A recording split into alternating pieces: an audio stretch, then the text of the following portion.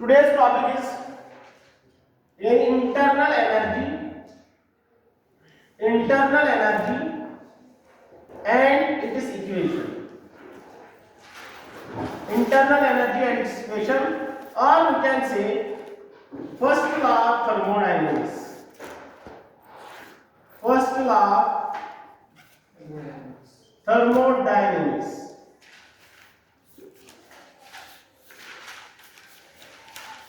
Yesterday I have told you about the definition of first law of thermodynamics. First law of thermodynamics is nothing, it is simply a law of conservation of energy. क्या है बेटा ये? It is a law of conservation of energy. Law of conservation of energy क्या बोलता है? Energy can neither be created nor destroyed, but it can transform from one form to another form. ठीक है, तो one form to another form जो यहाँ पर है, जो एनर्जी हम ट्रांसफॉर्म कर सकते हैं one form to another form, one form to another form.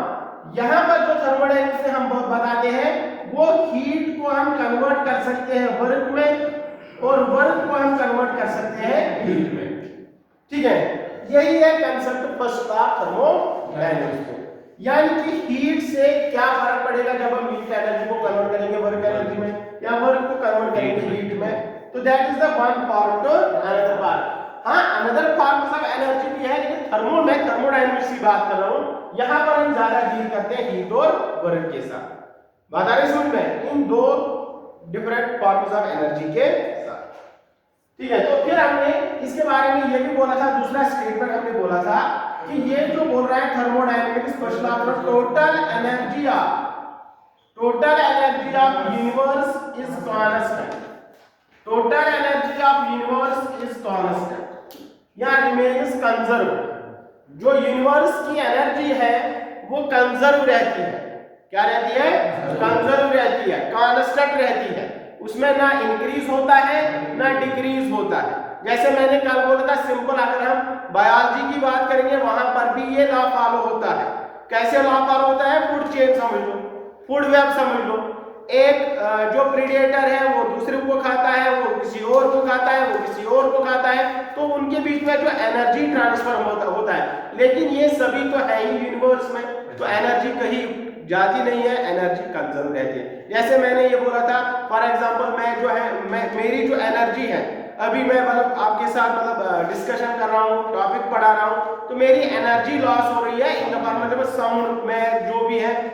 ठीक है, लेकिन अभी इसके बाद मैं कुछ खाऊंगा वो मैं यूनिवर्स से ले लूंगा. ठीक है, फिर से मेरी एनर्जी वापस आएगी. वो कहां से ले? क्योंकि मैंने जो एनर्जी लॉस की वो भी यूनिवर्स में चली गई थी, फिर मैंने वापस यूनिवर्स से ले ली इन द अनदर फॉर्म. तो ये चलता रहता है. इस तरह से total energy of universe is constant. ठीक है, जैसे फॉर एग्जांपल अगर हम बोलेंगे किसी जगह अगर मतलब फॉर एग्जांपल ग्रेनेड डाल दिया, ठीक है, धमाका हो गया. ठीक है, वो जो है मतलब जो ग्रेनेड है उसमें बहुत सारी एनर्जी होती है. ठीक है, चाहे न्यूक्लियर एनर्जी हो चाहे कोई भी एनर्जी हो.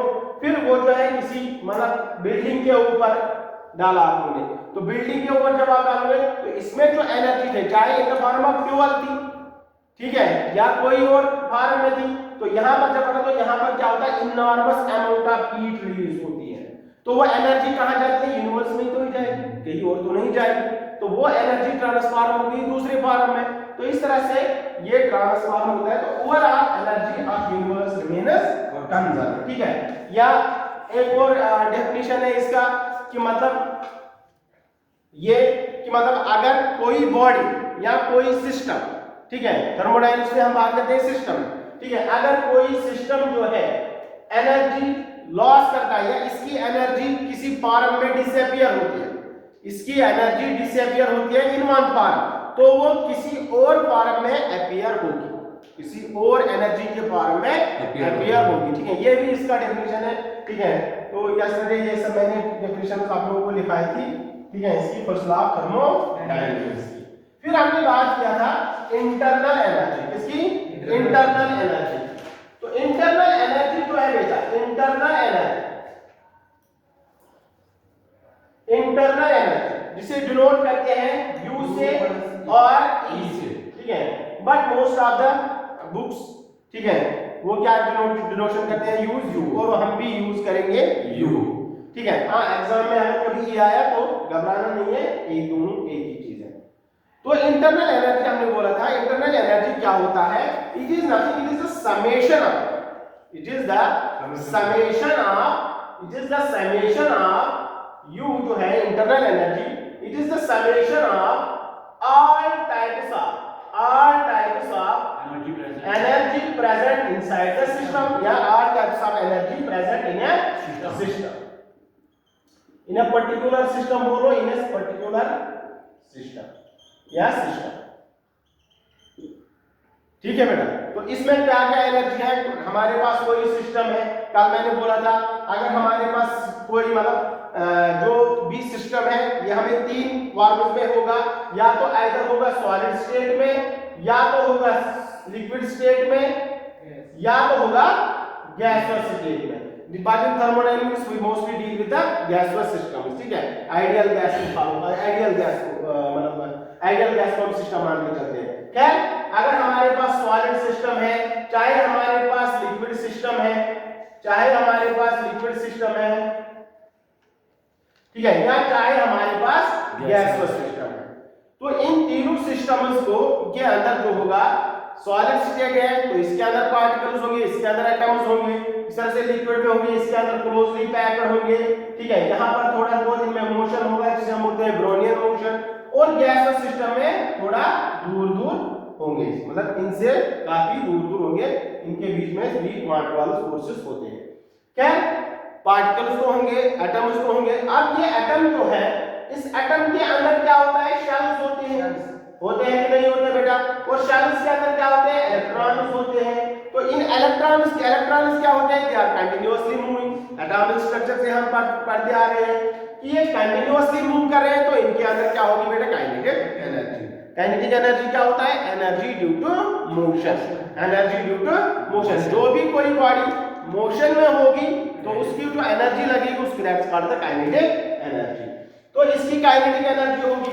अब ये काइनेटिक एनर्जी, अब एटम जो है एक ही जगह नहीं होते, इसके अंदर मतलब अंदर जो प्रोटॉन है या न्यूट्रॉन है, ठीक है, वो तो एक ही जगह रुके हैं, तो उनकी जो एनर्जी है वो भी अपना काम कर रहे हैं, उनके बीच में फोर्स ऑफ अट्रैक्शन हम बोलते हैं, ठीक है। तो दैट इज मतलब इनके अंदर जो एनर्जी ड्यू टू पोजीशन होगी इसकी अंदर, ठीक है, that is called the potential energy. तो इसकी पोटेंशियल एनर्जी भी होगी।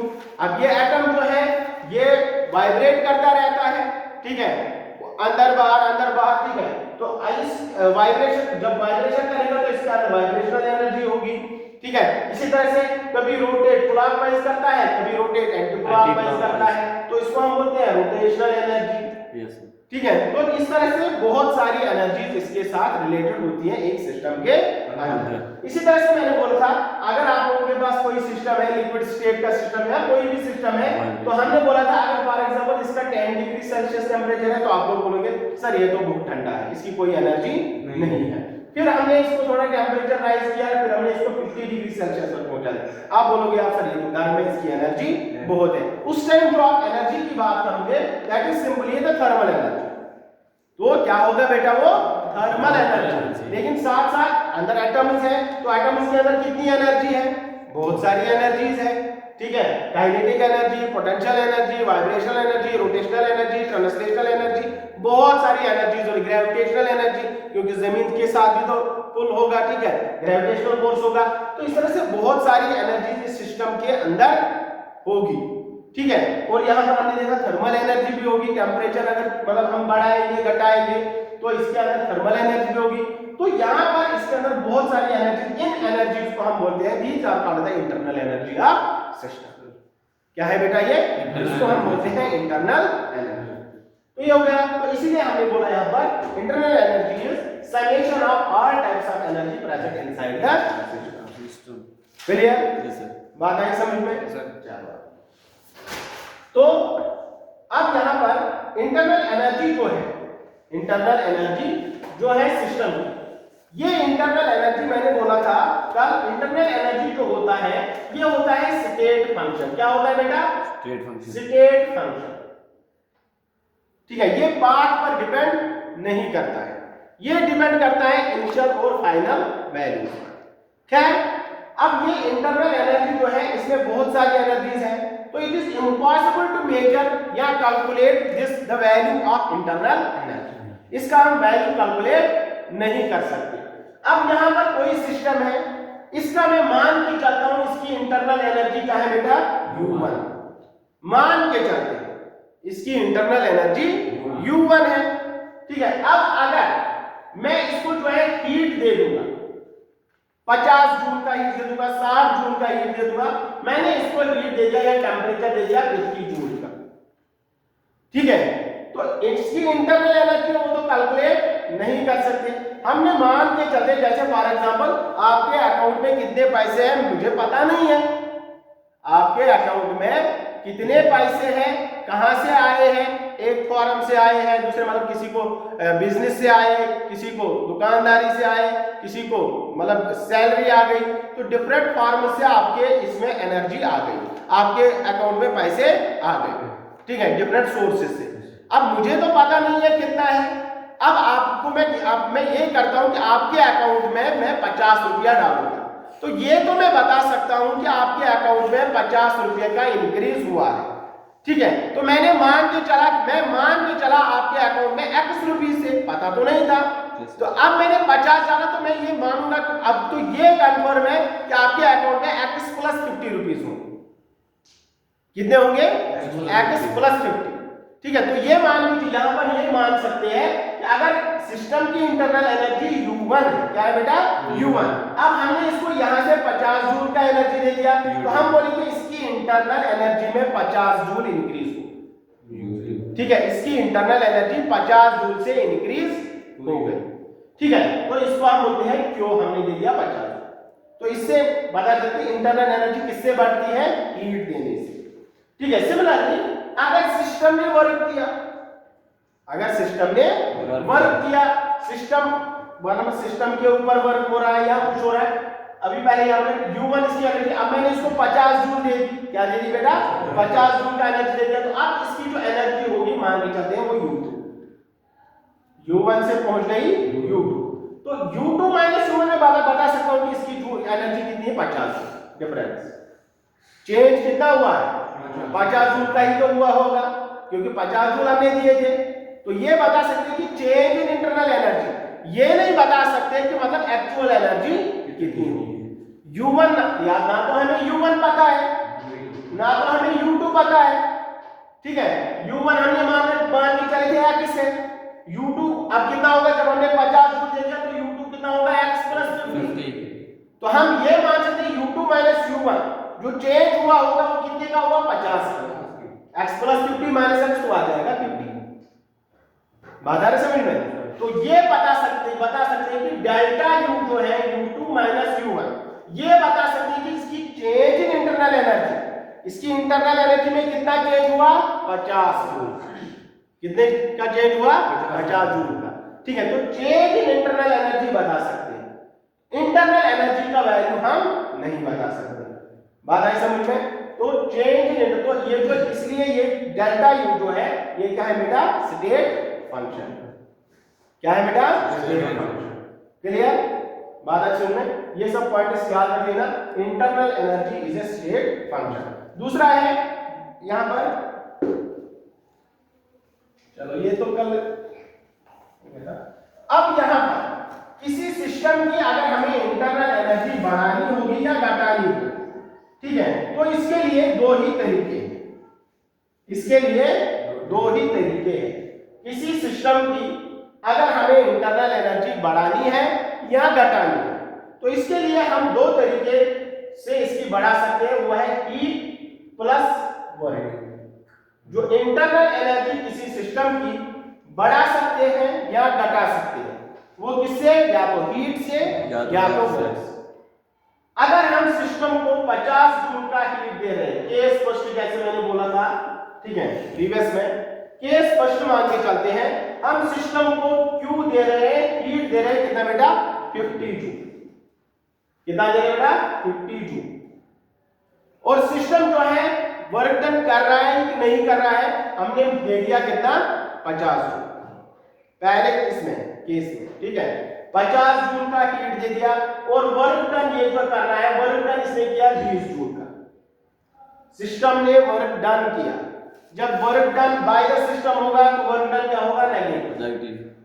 Work done by the system होगा तो नेगेटिव होगा, ठीक है। Work done on the system होगा पॉजिटिव, तो पॉजिटिव होगा, ठीक है। Heat given to the system, अगर हम heat given to the system, system को हीट दे रहे हैं तो होगा पॉजिटिव। अगर heat given by the system, अगर सिस्टम ही हीट दे रहा है या heat released by the system, यहां पर heat absorbed bye the system लिख सकते हो, तो ये होगा नेगेटिव, ठीक है। ये तो साइन कन्वेंशंस पहले भी हम डिसाइड कर मतलब बता चुके हैं। तो यहां पर मैंने हीट दे दिया 50 जूल का और इसने जो वर्क डन किया वो कितना किया? 20 जूल। कितना किया बेटा? 20 जूल का। तो इसका जो क्यू है तो डेल्टा यू जो होगा, तो डेल्टा यू क्या होगा बेटा? Change in internal energy. Heat कितना दिया आप लोगों ने? 50 जूल। सिस्टम ने वर्क डन कितना किया? 20 जूल का। तो वो क्या होगा? सिस्टम ने वर्क किया तो माइनस होगा, तो -20। तो चेंज इन इंटरनल एनर्जी, तो चेंज इन इंटरनल एनर्जी हम आसानी से कैलकुलेट कर सकते हैं, लेकिन इंटरनल एनर्जी को आप कैलकुलेट नहीं कर सकते, कहने की बात है। नेक्स्ट, अब अगर इसी तरह से केस सेकंड मान के चलते हैं, इसी को मैं लिख रहा हूं heat plus work. Second case ये मान के चलते हैं कि आप लोगों ने यहां पर हीट दे दिया केस सेकंड, आप लोगों ने यहां से हीट दे दिया 50 जूल का और सिस्टम कोई वर्क नहीं कर रहा। जब सिस्टम कोई वर्क नहीं करेगा, आपने खाली 50 जूल का हीट दे दिया सिस्टम को और सिस्टम कोई वर्क नहीं कर रहा है, तो वर्क डन क्या है? 0। तो वर्क डन 0 है, खाली 50 जूल का। तो चेंज इन इंटरनल, तो इसका मतलब सिस्टम में जो है इंटरनल एनर्जी बढ़ गई होगी। कितनी बढ़ गई होगी? 50 जूल। अब ये भी हो सकता है, केस थर्ड ये भी हो सकता है कि खाली सिस्टम वर्क कर रहा है, हीट कुछ भी नहीं दे रहे, उसका सिस्टम खाली अंदर से वर्क कर रहा है, ठीक है, और हीट हम कुछ भी नहीं दे रहे। तो वर्क किसने किया? 20 जूल का। तो हीट कितना दिया? 0, ठीक है। वर्क कितना किया? 20 जूल का। तो चेंज इन इंटरनल एनर्जी क्या होगा? अब सिस्टम ने वर्क किया, देखो delta U equals to heat हमने 0 दे दिया, सिस्टम वर्क कर रहा है कितने? 20 जूल का, -20 जूल। तो चेंज इन इंटरनल एनर्जी कितना हो गया? -20 जूल। मतलब सिस्टम की जो एनर्जी, इंटरनल एनर्जी कम हुई हो, कितना हुई? 20 जूल, क्योंकि सिस्टम ने वर्क किया, हमने तो कुछ नहीं किया इस पर। अब केस फोर्थ ये भी हो सकता है कि सिस्टम जो है, केस फोर्थ ये भी हो सकता है, यहां केस फोर्थ जो होगा वो ये होगा, हो सकता है कि अब हम हीट दे रहे हैं सिस्टम को 50 जूल का, ठीक है, और सिस्टम जो और वर्क डन इसी के ऊपर हो रहा है 20 जूल का। 50 जूल का यहां से हम हीट दे रहे हैं और ऊपर से सिस्टम के ऊपर काम कर रहे हैं, कितना? 20 जूल का। तो जब हम work done on the system करेंगे तो क्या आएगा? पॉजिटिव, ठीक है। तो डेल्टा यू क्या होगा? हीट कितना दे दिया? 50 जूल का, और वर्क डन कितना हुआ? 20 जूल का। तो change in internal energy equals to 70, ठीक है, तो होगा 70 joule change in internal energy. Similarly आप लोग हीट सिस्टम ही हीट रिलीज कर रहा है, तो माइनस, तो ये भी पॉसिबिलिटी है ना, और सिस्टम ही हीट रिलीज कर रहा है, वर्क डन कुछ नहीं हो रहा है, तो माइनस क्यों? बात आ रही समझ में? सिस्टम को हीट दे रहे हो तो प्लस क्यों? तो इस तरह से ओवरऑल जो फर्स्ट लॉ ऑफ थर्मोडायनामिक्स है या चेंज इन इंटरनल एनर्जी का फाइनल इक्वेशन बनता है कि सिस्टम की जो इंटरनल एनर्जी चेंज आ रही है, या तो वो हीट देने से आ रही है या हीट रिलीज करने से, या तो वर्क डन करने से या वर्क डन मतलब लेने से, ठीक है, या तो सिस्टम वर्क डन, सिस्टम के ऊपर वर्क डन हो रहा है या सिस्टम वर्क डन। तो ओवरऑल जो डेल्टा यू बनता है तो वो बनता है हीट को हम क्यू से आप रिप्रेजेंट कर लो, या आप कैपिटल क्यू से रिप्रेजेंट कर लो, या माइनस क्यू से, कोई मसला नहीं है। Delta Q plus delta W, या क्यू प्लस डब्ल्यू लिख लो, कोई मसला नहीं है। Delta U equals to Q plus W, because heat and work is a path function. तो इसमें डेल्टा क्यू लिखने की जरूरत नहीं, लिख लो तो कोई मसला नहीं है, ना लिख लो तो कोई बात नहीं है। क्या है, तो अब हमने यहां पर देखा, ये तो आपके एनसीईआरटी ने लिखा है delta U equals to Q plus W, लेकिन मैंने बोला कल भी कि मतलब अगर यहां पर हम ये लिखेंगे plus minus Q plus minus W, ये भी कोई गलत बात नहीं है। That is the standard equation for first of thermodynamics, क्योंकि हीट रिलीज भी कर सकता है, हीट दे भी सकते हैं, वर्क डन हो भी सकता है, वर्क डन ले भी सकते हैं। ठीक है, तो अगर अब यहां पर अगर ये वाला इक्वेशन लिखा है, ठीक है, delta U equals to Q plus W, अगर ये वाला इक्वेशन दिया हुआ है ऑब्जेक्टिव में, फिर बोला गया ये इक्वेशन रिप्रेजेंट करता है कि सिस्टम पर वर्क हो रहा है कि सिस्टम वर्क कर रहा है, तो यहां पर W क्या है बेटा, पॉजिटिव, वर्क डन क्या है, पॉजिटिव, तो वर्क डन क्या हो रहा है, सिस्टम के ऊपर हो रहा है। When work is done on the system, the work done is positive. When work is done by the system, work done is negative. अगर यहाँ पर लिखा है delta U equal to Q minus W, तो इसका मतलब सिस्टम वर्क कर रहा है, बता रहे, तो work is done by the system, work is done by the system. तो उस वक्त टिक किसको करना है, this equation is valid for when system work, when work is done by the system. ठीक है, अगर यहां पर ये इक्वेशन वैलिड है when work is done on the system. It is clear? Yes sir. Oh is it clear? ठीक है, तो ये ऑब्जेक्टिव बन सकता है आपके लिए या एग्जाम में जो भी है, तो ये याद कर लेना ये बात है। ठीक है, तो दिस बाकी अब है डिफरेंट प्रोसेसेस में वर्क डन, या मतलब ये क्या होता है, इंटरनल एनर्जी क्या होता है। तो internal energy in isothermal process, change in internal energy in isothermal process. एक इक्वेशन होता है delta U equals to mCV delta T, इसका हम डेरिवेशन आगे करेंगे, ये याद रखना है आप लोगों को। Change in internal energy equals होता है mCV डेल्टा T। और एक बात याद रख लीजिएगा, जो इंटरनल एनर्जी होता है या change in internal energy is directly proportional to temperature. क्या होता है बेटा, डायरेक्टली प्रोपोर्शनल टू टेम्परेचर। यानी कि अगर टेम्परेचर बढ़ाएंगे तो इंटरनल एनर्जी में फर्क पड़ेगा, अगर टेम्परेचर घटाएंगे तो इंटरनल एनर्जी में फर्क पड़ेगा। बढ़ाओगे तो इंटरनल एनर्जी बढ़ेगा, घटाओगे तो इंटरनल एनर्जी घटेगा। अब यहां पर आइसोथर्मल प्रोसेस में क्या होता है, जब हम आइसोथर्मल प्रोसेस की बात करेंगे, इन आइसोथर्मल प्रोसेस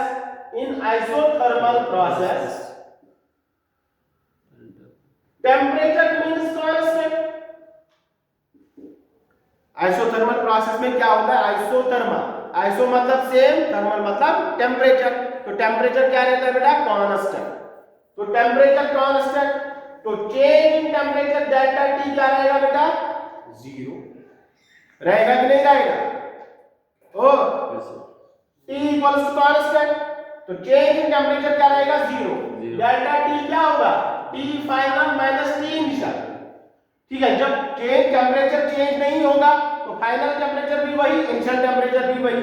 तो अगर फाइनल टेम्परेचर 10 था, इनिशियल भी 10 ही होगा, तो 10 माइनस 10 कितना हो गया, 0, तो डेल्टा T क्या आएगा, 0। तो वही होगा आइसोथर्मल प्रोसेस के लिए क्या होता है, डेल्टा T इक्वल्स टू 0, तो चेंज इन टेम्परेचर होगा 0। जब डेल्टा T 0, तो इस इक्वेशन से क्या होगा, delta U equals to mCV 0, तो डेल्टा U क्या होगा, 0। तो from equation first delta U equals to 0।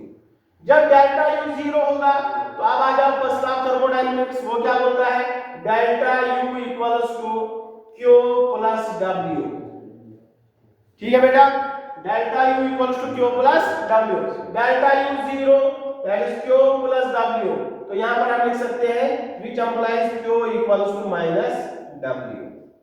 तो for isothermal process Q equals to minus W या W equals to minus Q, एक ही बात है। ठीक है, तो फॉर आइसोथर्मल प्रोसेस ये आप लोगों को याद रखना है, heat given to the system, जब आप मतलब जो भी है आइसोथर्मल प्रोसेस में, ठीक है, Q equals to minus W। Work done क्या होगा? नेगेटिव। वर्क डन होगा negative. Next is isochoric process. Isochoric process, isochoric process या आइसोकोरिक प्रोसेस। तो आइसोकोरिक प्रोसेस के लिए क्या होता है? Internal energy in isochoric process. Isochoric process का मतलब क्या होता है? Volume constant. Volume constant, volume constant तो मतलब डेल्टा V कितना होगा बेटा? 0। जब डेल्टा V 0 तो वर्क डन क्या होता है? Minus P external delta V। ठीक है, तो डेल्टा V 0 तो W इक्वल्स टू 0। जब W equals to 0 delta U equals to Q plus W। इसका मतलब delta U equals to Q plus 0। इसका मतलब delta U equals to Q।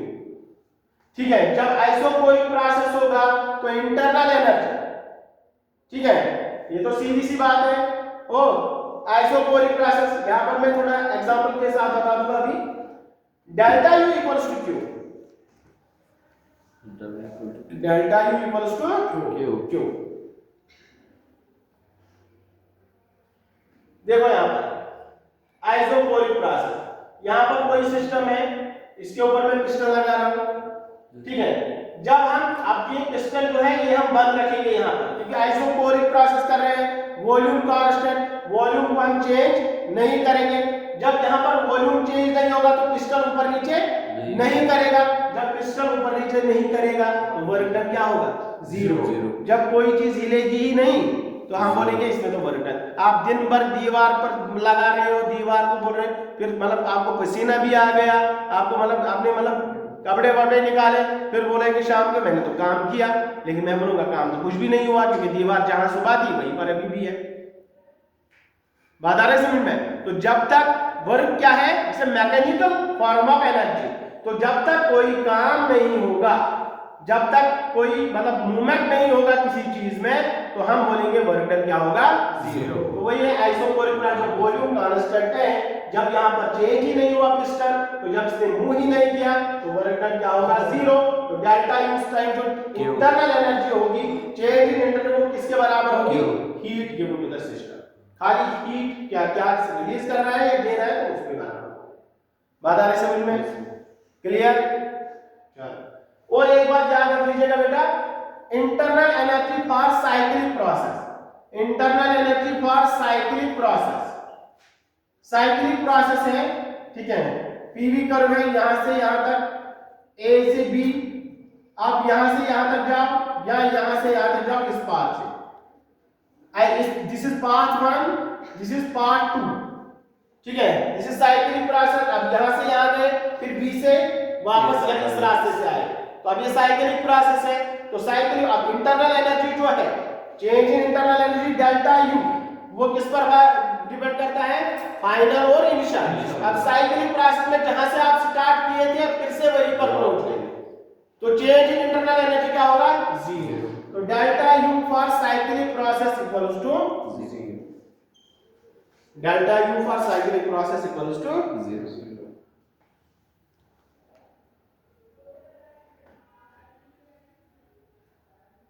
Clear? ठीक है, चलो